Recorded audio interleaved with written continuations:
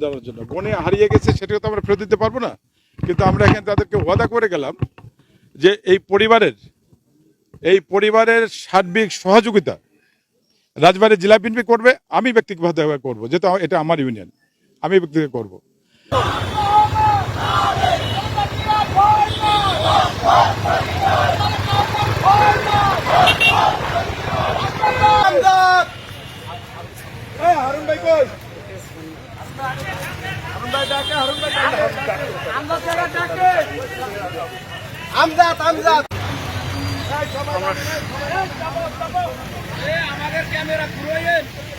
আসসালামাইকুম, আমি আলামিন। আমার বাবার নাম গনি শেখ। আমার আব্বু ডিউটিতে যাওয়ার সময় শাহজাদপুর নতুন বাজার বাসতলা গুলিবিদ্ধ হয়ে মারা যায় ওইখানে।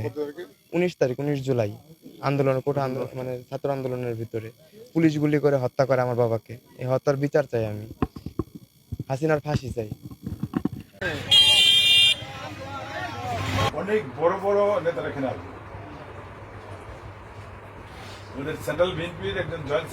এবং এই পরিবারের দুটো বাচ্চা, একটা হলো আলামিন, ও মোটামুটি ও একটা সাবল্যক, ও একটা হোটেলে কাজ করে।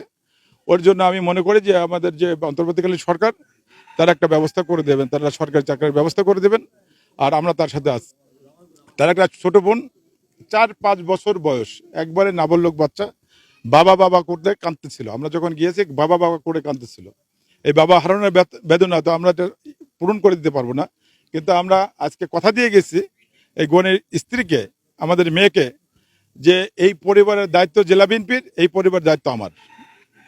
তাদের পড়াশোনার দায়িত্ব, তাদের ভরণ পোষণের দায়িত্ব, তাদের সার্বিক দায়িত্ব আমাদের যে খানকারবাড়ি ইউনিয়ন বিএনপির বলে গিয়েছি যে সময় যেটা লাগবে ওদের সাথে কথা বলে আমাদেরকে জানাবে, আমরা এটা দিয়ে দেবো। ঠিক আছে, আমরা আগামী শুক্রবারে ওর বাবার 40 হবে। যে 40 খানকারবাড়ি ইউনিয়নে এই বাড়িতে অনেক বড় করে একটা অনুষ্ঠান হবে। সেই অনুষ্ঠানে আমরা আসবো ইনশাল্লাহ, ঠিক আছে। তো সেজন্য আমি বলতেছি, বাবা তোমাদের তো আমরা আর গণিকে ফিরিয়ে দিতে পারবো না, তোমার বাবাকে ফিরিয়ে দিতে পারবো না, কিন্তু তোমার পাশে রাজবাড়ী জেলা বিএনপি আছে, রাজবাড়ী বিএনপি আছে, এবং আমি আছি। ইতিমধ্যে আমরা এটা নিয়ে কাজ করছি। এই 3টা হত্যাকাণ্ডেরই বিচার হবে, মানে আইনগতভাবে আমরা ব্যবস্থা নেব, এবং শেখ হাসিনা অবশ্যই এটার প্রধান আসামি হবে।